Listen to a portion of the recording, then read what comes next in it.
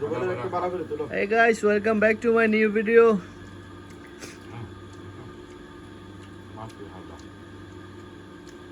না খানা আসতেছে তো অনলি গাইস, আজকে আমাদের ঈদ, প্রবাসের ঈদ।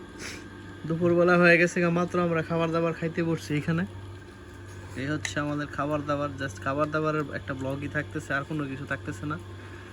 ফ্রেশ গরুর মাংস, তারপরে পোলাও, সালাদ, 7 আপ আছে, লেবু আছে, লেবু আছে, লেবু দেশি লেবু, এটা বাইলার বাবুর্চি তারপরে হলো দেশি লেবু। না বাবুর্চি তিনজনে এই গরুর মাংসটা বানাইছি, তিনজনে, খুব ভালো হইছে মানে ভাইয়া, এই যে রুবেল ভাই, আমি তিনজনে বানাইছি। তিনজন বানাইছেন কি?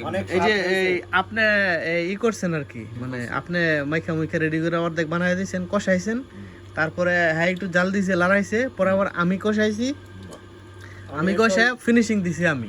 খাওয়ার ঠিক আছে, সহযোগিতা করতেছি। এই হচ্ছে তো এই ব্যাটার ক্রেডিট আছে। হ্যাঁ, খাওয়ার ভিতরে সহযোগিতা করতেছি।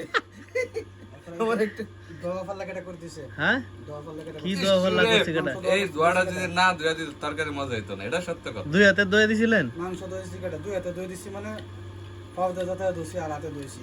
ঠিক আছে, হাত দিয়ে লইছিলেন সাবান দিয়া? মাংস যে নরম হয়েছে এটার মধ্যে একটা এটা আমি দিছি। ঠিক আছে, তারপরে লারা যে দিছি কেটে দিছি এটা আমি দিছি। আসলে সেই জন্য স্বাদ হয়েছে।